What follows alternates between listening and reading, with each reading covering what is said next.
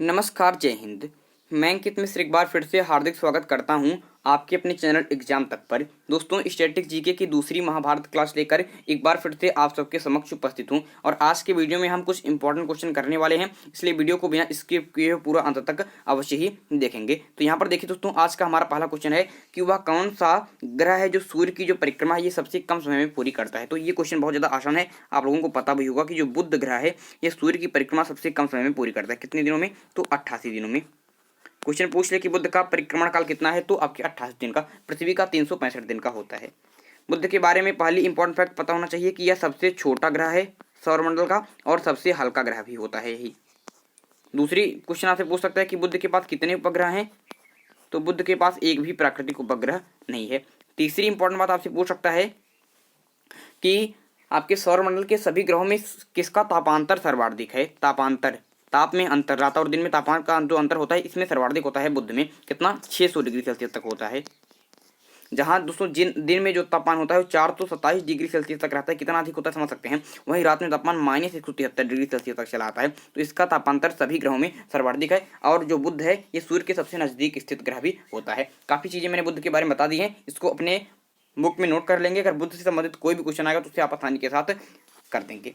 तो इस प्रकार से स्टैटिक जीके की महाभारत क्लास में हम एक एक क्वेश्चन को बहुत ही डिटेल में करते हैं, जिससे कि आपके हम 15 क्वेश्चन आपको कराते हैं लेकिन आपके 50 क्वेश्चन कम से कम तैयार होते हैं। नेक्स्ट क्वेश्चन जो आपसे पूछा गया है कि ROM का फुल फॉर्म क्या है, तो बहुत ही ज़्यादा इंपॉर्टेंट क्वेश्चन है। NTPC के जो एग्जाम हो रहे हैं उसमें हर शिफ्ट में एक ना एक क्वेश्चन ये पूछा ही जा रहा है कि किसका फुल फॉर्म क्या है। तो आपकी ROM का फुल फॉर्म है रीड ओनली मेमोरी।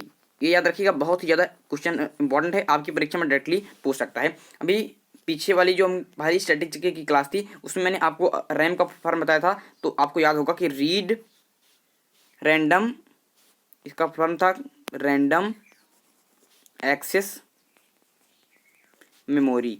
क्या था? Random access memory. इस बात को याद रखेंगे। एक फुल फॉर्म मैं आपको आज एक और बता दे रहा हूं जो आपके लिए बहुत ही ज़्यादा इंपॉर्टेंट है कि आपके जो OTP होता है, OTP का फुल फॉर्म क्या होता है। OTP तो इसका होता है one time password. One time password, इस बात को याद रखेंगे। वन टाइम पासवर्ड होता है, OTP का फुल फॉर्म होता है। नेक्स्ट आगे की क्वेश्चन है कि माइक्रो प्रोसेसर किस पीढ़ी का कंप्यूटर है। तो जो कंप्यूटर होता है उसमें माइक्रो प्रोसेसर जो कंप्यूटर है ये आपके चतुर्थ पीढ़ी का कंप्यूटर है। चतुर्थ पीढ़ी का कंप्यूटर है। बहुत ही ज़्यादा इंपॉर्टेंट क्वेश्चन और एक क्वेश्चन कितना पता नहीं कितनी बार रिपीट हुए हैं, तो इस क्वेश्चन को आपको याद ही कर लेना है। तो चतुर्थ पीढ़ी का कंप्यूटर है माइक्रो प्रोसेसर। बग क्या है दोस्तों? तो बग कंप्यूटर संबंधित अशुद्धि है। कंप्यूटर संबंधित अशुद्धि जो होती है, कंप्यूटर में जो अशुद्धि होती है, कंप्यूटर संबंधित जो अशुद्धि होती है उसको बग कहते हैं। इसको याद रखेंगे। तो 4 क्वेश्चन आपके हो गए। नेक्स्ट क्वेश्चन जो आपसे पूछा गया बहुत ही ज़्यादा इंपॉर्टेंट है कि क्रिकेट का बल्ला बनाने के लिए किस लकड़ी का प्रयोग किया जाता है। तो ये क्वेश्चन बहुत ज़्यादा इंपॉर्टेंट है कि क्रिकेट का बल्ला बनाने के लिए किस लकड़ी का प्रयोग किया जाता है। तो याद रखेंगे, बहुत ही अच्छा नाम है सैलिक्स। Salix purpurea. परप्यूरिया, तो सैलिक्स परप्यूरिया नाम की जो लकड़ी होती है इसे क्रिकेट का बल्ला बनाने के लिए उपयोग करते हैं। बहुत ही ज़्यादा इंपॉर्टेंट है, इस चीज़ को क्या रखेंगे आप विशेष तरीके से याद रखेंगे। 2 बात और इंपॉर्टेंट कि जो आपके वर्ल्ड कप के बारे में क्वेश्चन पूछ सकता है। जो T20 वर्ल्ड कप हुआ था, T20 वर्ल्ड कप, तो T20 वर्ल्ड कप जो 2016 वाला T20 वर्ल्ड कप था वो भारत में हुआ था। 2016 वाला T20 वर्ल्ड कप आपके भारत में हुआ था, याद रखिएगा। और यही एक बार भारत में हुआ है। तो क्वेश्चन पूछ लिया कि कौन सा T20 वर्ल्ड कप भारत में हुआ, तो 2016 वाला, और इसमें आपके वेस्ट इंडीज विजेता रही थी। वेस्ट इंडीज, तो याद रखेंगे इसको, वेस्ट इंडीज क्या थी इसमें विजेता रही थी। और वहीं बात करते हैं जो आपके क्या होता है दोस्तों, जो आपके 50 ओवर वाला वर्ल्ड कप होता है, जो 50 ओवर वाला वर्ल्ड कप होता है, यहाँ से क्वेश्चन आपसे पूछ सकता है। तो दोस्तों जो 2019 का जो वर्ल्ड कप था यह आपके इंग्लैंड में हुआ था। कहाँ पर हुआ था? इंग्लैंड में हुआ था, याद रखेंगे। और इसमें 10 टीमों ने भाग लिया था। 10 टीमों ने भाग लिया था। पूरी सीरीज में सबसे ज़्यादा रन आपके रोहित शर्मा ने बनाए थे। और याद रखेंगे कि इसकी विजेता कौन थी, तो आपकी इंग्लैंड ही थी। इंग्लैंड ने इसको विजेत किया था और न्यूजीलैंड आपकी उप विजेता थी। न्यूजीलैंड क्या थी? आपकी उप विजेता थी। इस बात को क्या रखेंगे, विशेष तरीके से याद रखेंगे। इंपॉर्टेंट तरीके से एक बात और याद रखिएगा कि सन 1983 ईस्वी में 1983 ईस्वी में नहीं, सन आपकी 1996 ईस्वी में ये सन आपके लिए बहुत ज़्यादा इंपॉर्टेंट है। और सन 2011 में और अब सन 2023 में ये जो 350 वर्ल्ड कप हैं ये भारत में हुए हैं। ये भारत में हुए हैं। कहाँ पर हुए हैं? भारत में हुए हैं।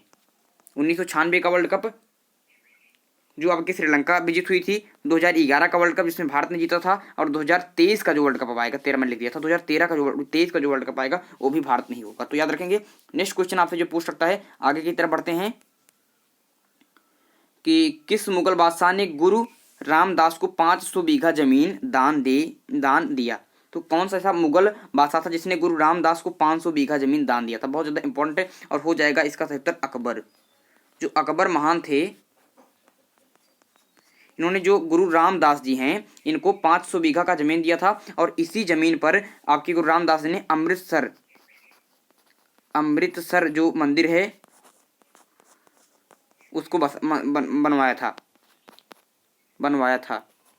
तो इस बात को याद रखेंगे। गुरु रामदास जो थे इनको अकबर महान के द्वारा 500 बीघा की जमीन दी गई और इस पर अमृतसर मंदिर बनवा दिया। अकबर की बात करते हैं तो अकबर 1665 ईस्वी से लेकर 1665 में कर रहा हूँ, 1556 से लेकर 1605 ईस्वी तक आपके दिल्ली की गद्दी पर आसीन थे, और अकबर एक बहुत ही महान सम्राट रहे हैं। इनके बारे में आपको पता होना चाहिए कि इन्होंने क्या किया था दोस्तों। तीर्थ यात्रा कर जो होता था, तीर्थ यात्रा कर पर इन्होंने प्रतिबंध लगा दिया था, और पशु बलि पर रोक लगा दी थी। दीन इलाही एक धर्म भी चलाया था, और एक बहुत ही इंपॉर्टेंट जो मोहम्मद बिन कासिम एक लेकर आया था, मुझे याद नहीं आ रहा वो जो कर था, उस कर को भी इसने समाप्त कर दिया था। बाद में औरंगजेब ने उसको चला दिया था। तो उस कर का नाम जब याद आएगा बता दूंगा। देखिए नेक्स्ट क्वेश्चन, लोथल किस राज्य में स्थित है? तो लोथल दोस्तों आपके गुजरात राज्य में स्थित है। कहाँ पर है? गुजरात राज्य में स्थित है। और लोथल एक प्रकार का दोस्तों सिंधु घाटी सभ्यता का स्थल है, जो आपका एक बंदरगाह था, एक बंदरगाह आपके था। इस बात को याद रखिए, बहुत ज़्यादा इंपॉर्टेंट है। नेक्स्ट क्वेश्चन जो आपसे पूछा गया कि नवकुशिया ताल किस झील जो है, नवकुशिया ताल झील है, ये किस राज्य में स्थित है? तो दोस्तों यह आपके उत्तराखंड में है। कहाँ पर है दोस्तों? उत्तराखंड में है नवकुशिया ताल झील। और कुछ और झीलें आपको पता होना चाहिए कि यहाँ पर आपके 7 ताल झील है, 7 ताल झील है। सेकंड आपके यहाँ पर नैनीताल झील है, तो नैनीताल झील भी आपके उत्तराखंड में है। तीसरा आपके कंकाल ताल जो झील है वो भी आपके उत्तराखंड में ही है। और देवताल जो देवताल झील है वो भी आपके उत्तराखंड में ही है। उत्तराखंड की बात करते हैं तो इसका पहले का नाम उत्तरांचल था, और 9 नवंबर सन 2000 ईस्वी में इसी नाम के साथ इसकी स्थापना हुई थी। और कब दोस्तों? जो उत्तर प्रदेश है, यूपी है, इसके 13 पहाड़ी जिलों को काटकर उत्तराखंड की स्थापना की गई थी, उसमें उसका नाम उत्तरांचल था। ठीक है, इस बात को याद रखेंगे। और 27वां राज्य था यह बनने वाला। समझ गए चीजें? कब? तो 9 नवंबर 2000 ईस्वी को। नेक्स्ट क्वेश्चन, शाहजहां की मृत्यु कब हुई? ये क्वेश्चन बहुत ज्यादा इंपॉर्टेंट है। शाहजहां की मृत्यु कब हुई? इस बात को आपको पता होना चाहिए। शाहजहां की बात करते हैं तो कौन था? तो दोस्तों ये जो जहांगीर जो साहब थे, ये आपके 1605 से लेकर 1627 ईस्वी तक आपके दिल्ली के गद्दी पर आसीन थे जहांगीर, और इनके ही पुत्र थे आपके शाहजहां थे। और इनके बचपन का नाम खुर्रम था। ठीक है, इनका एक भाई खुसरो भी था, आपको उसकी कहानी तो पता ही होगी, खुसरो, जिसको आपके खुर्रम ने ही मार दिया था क्योंकि इसने शाहजहां के विरुद्ध विद्रोह कर दिया था। तो चलिए बात कर लेते हैं कि शाहजहां की मृत्यु कब हुई। तो यहाँ पर देखेंगे दोस्तों कि शाहजहां की मृत्यु कब हुई। तो शाहजहां थे, इनकी मृत्यु 22 जनवरी 1666 ईस्वी को हुई थी, 74 वर्ष की उम्र में। शाहजहां सन 1627 ईस्वी से लेकर सन 1657 ईस्वी तक दिल्ली के गद्दी पर आसीन थे, और लगभग 1657 ईस्वी के करीब औरंगजेब ने इसे शाहजहां को बंदी बना लिया था। जो औरंगजेब साहब थे, औरंगजेब इनके पुत्र थे आपके शाहजहां के, तो औरंगजेब ने इन्हें बंदी बना लिया था और मुसम्मन बुर्ज में इनको कैद कर दिया। तो इस प्रकार चीजें थी, और वहीं पर 74 वर्ष की उम्र में 22 जनवरी 1666 ईस्वी को इस महान सम्राट की मृत्यु हो जाती है। और इसी शाहजहां ने ताजमहल की भी स्थापना कराई थी, आपको पता होगा बहुत ही अच्छी तरीके से। किसने ताजमहल को काल के गाल पर लटकता हुआ आंसू कहा है? बहुत ही अच्छा क्वेश्चन है कि ताजमहल को काल के गाल पर लटकता हुआ आंसू किसने कहा है? तो आपके रविंद्रनाथ टैगोर ने। तो रविंद्रनाथ टैगोर जी ने ताजमहल को काल के गाल पर लटकता हुआ अशोका, ये बहुत ज्यादा इंपॉर्टेंट क्वेश्चन है। रविंद्रनाथ टैगोर जी ने, रविंद्रनाथ टैगोर ने गीतांजलि की भी, गीतांजलि लिखा था, गीतांजलि, जिसके लिए इन्हें नोबेल पुरस्कार भी मिल चुका है। रविंद्रनाथ टैगोर को ब्रिटिश वालों ने सर की उपाधि दी थी, जिसे उन्होंने जलियांवाला बाग हत्याकांड में वापस कर दी थी। इनके बारे में इतनी चीजें याद रखिएगा। और ताजमहल के निर्माण किसने करा, तो शाहजहां ने ही करवाया था, इस बात को याद रखिएगा। नेक्स्ट चलते हैं दोस्तों नेक्स्ट क्वेश्चन की तरफ, कि किस पंचवर्षीय योजना में भारत की कृषि वृद्धि दर सर्वाधिक रही। ये बहुत ज्यादा इंपॉर्टेंट क्वेश्चन है, चलिए इसको समझ लेते हैं। ये एक इकोनॉमी का क्वेश्चन है, बहुत ज्यादा इंपॉर्टेंट है। तो यहाँ पर दोस्तों बात कर लेते हैं कि किस पंचवर्षीय योजना में कृषि वृद्धि दर सर्वाधिक रही, तो हो जाएगा चतुर्थ पंचवर्षीय योजना। चतुर्थ पंचवर्षीय योजना जो 1969 से लेकर 1974 ईस्वी तक रही, इसमें आपकी कृषि वृद्धि दर सर्वाधिक रही। और बात करते हैं कि चतुर्थ पंचवर्षीय जो योजना थी, ये किसकी मॉडल पर आधारित थी। ये क्वेश्चन परीक्षा में 1000 बार पूछा गया है, इसको याद रखेंगे, बहुत ज़्यादा इंपॉर्टेंट है। तो यहाँ पर लिख लेंगे कि D R Gadgil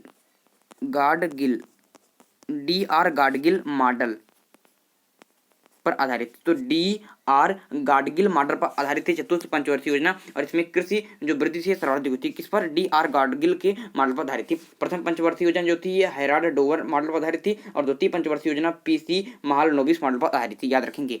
next question की तरफ जाएंगे कि विश्व में सर्वाधिक दाल उत्पादक देश कौन सा है, तो विश्व में सर्वाधिक दाल का उत्पादन हमारा देश भारत ही करता है, हमारा देश भारत ही करता है। और भारत जो तंबाकू का उत्पादन है, इसमें तीसरे स्थान पर है, पहले स्थान पर आपका चीन है। चीन सबसे ज्यादा आपके उत्पादक और उपभोक्ता दोनों है, चीन है, और दूसरे पर अमेरिका है, और तीसरे पर आपका भारत हो जाता है। भारत में सर्वाधिक दूध का उत्पादन कौन सा राज्य करता है, तो भारत में सर्वाधिक दूध का उत्पादन आपके उत्तर प्रदेश में ही होता है, याद रखेंगे, बहुत ज्यादा इंपॉर्टेंट है भारत में।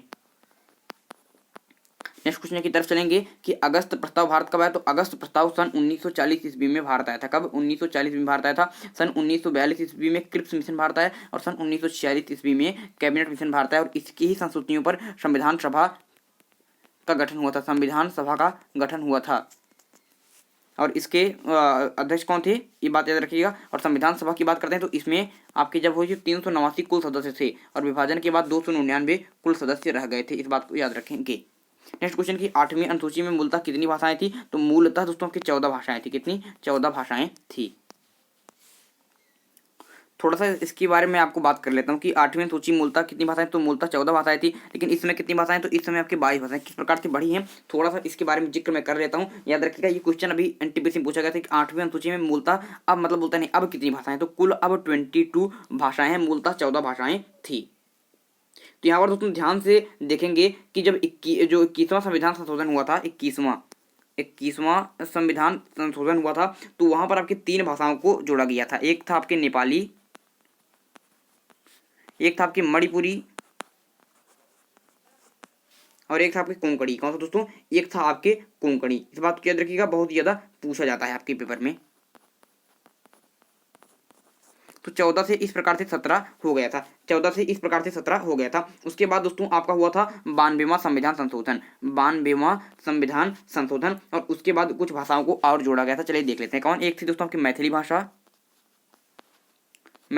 एक थी दोस्तों इसमें। एक थी उसमें कौन सी भाषा थी, एक तो उसमें आपकी मैथिली भाषा थी, बहुत ज्यादा इंपॉर्टेंट है, और दूसरी उसमें थी आपकी संथाली,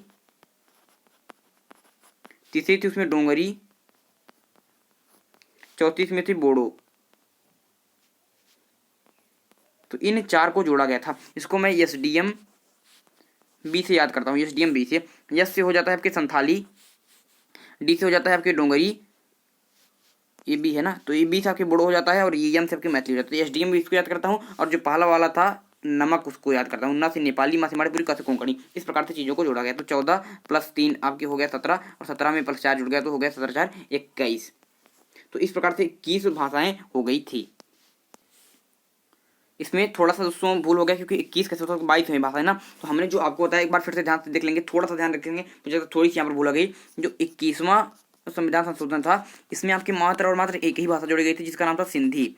फिर दोस्तों इसके बाद एक और संविधान संशोधन हुआ, जिसे कहते हैं 71वां संविधान संशोधन। तो जो 71वां संविधान संशोधन हुआ, इसमें आपकी 3 भाषा जोड़ी, एक हो गई नेपाली, एक हो गई आपकी मणिपुरी, थोड़ी सी भूल हो गई थी, उसके लिए देख लेंगे, और एक थी आपकी कोंकणी। और उसके बाद फिर दोस्तों की 92वां संविधान संशोधन हुआ, 92वां संविधान संशोधन हुआ। और उसमें आपकी 4 भाषाएं जुड़ी, एक संथाली, डोंगरी, एक मैथिली और एक बोडो। ये 4 यहाँ से हो गई। तो 14, एक 15, 16, 17, 18, 19, 20, 21 और 22। तो इसमें वर्तमान में 22 भाषाएं हैं। तो इस प्रकार से बढ़ी हैं। 21वां संविधान संशोधन, 71वां, इसको जोड़ देंगे तो आ जाएगा 92वां। इस प्रकार टिप्स याद कर सकते हैं। इसको आपके संथाली याद रखिएगा, इसको नमक से याद रखेंगे, इसको एसडीएम से याद रख सकते हैं। नेक्स्ट क्वेश्चन, छोटी सी भूल हुई थी उसको समझ लीजिएगा।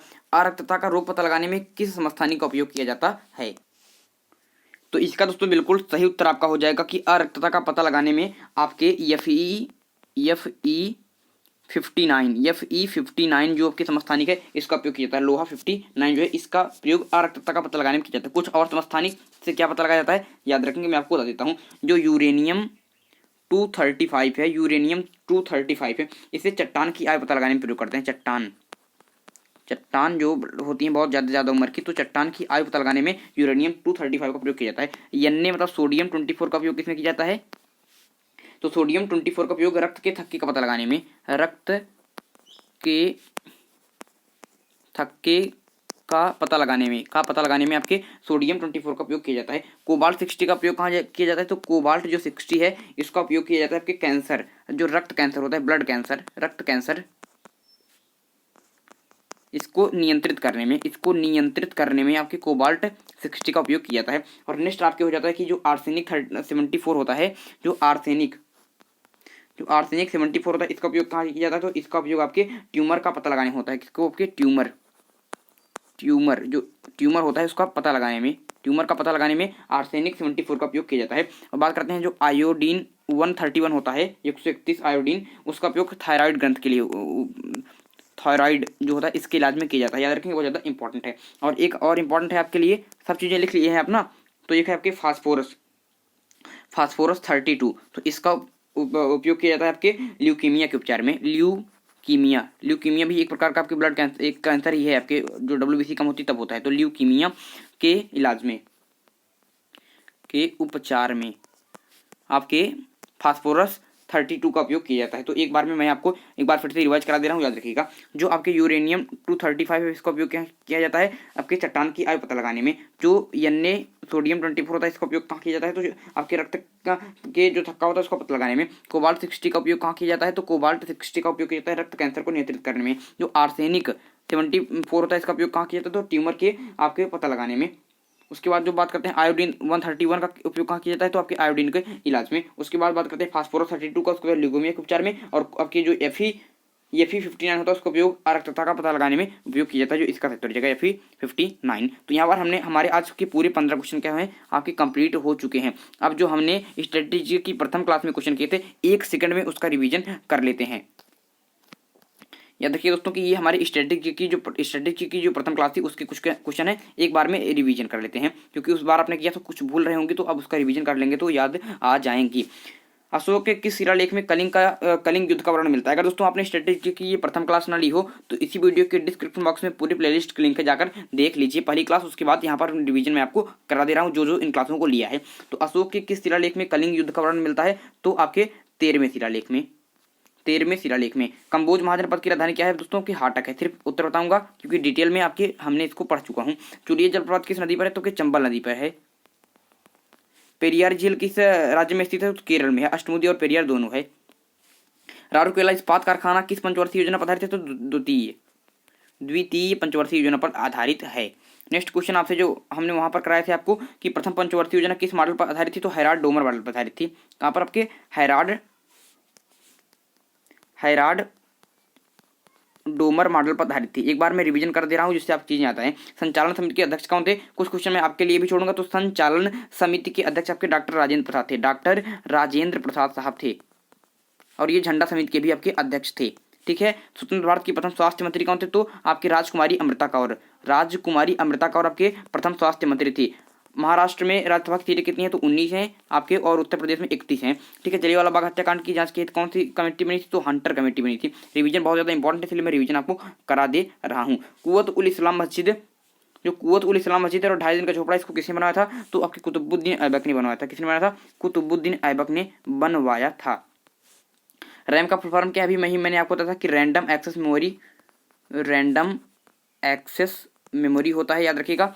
कंप्यूटर की मेमोरी किसे कहते हैं दोस्तों? रैम को ही कंप्यूटर की मेमोरी कहा जाता है। बंगाल टाइगर किस खिलाड़ी को कहते हैं? तो सौरभ गांगुली को, जो इस समय आपके बीसीसीआई चेयरमैन है। और किस कोशिकांग को कोशिका के अणुओं का कहा जाता है? तो गाल्जी काय को।